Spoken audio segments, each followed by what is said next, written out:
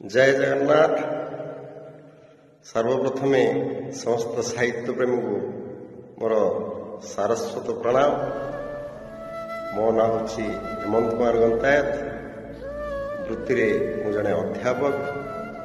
आज जो कविताटी मु पाठ करने जाऊँगी तार शीर्षक हूँ हेबा एकाकार। उठ मनुपुत्र हेबा एकाकार, आनंद मंदिरे जीवा एक बार। आकार विकार सबू भूली जीवा, सीमा बंधन ऊर्ध्वे चली जीवा।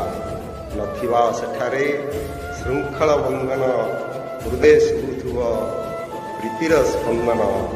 देश जाति कुल भेदाभेद ज्ञान, सर्वे हारी थिबा पाई दिव्य ज्ञान।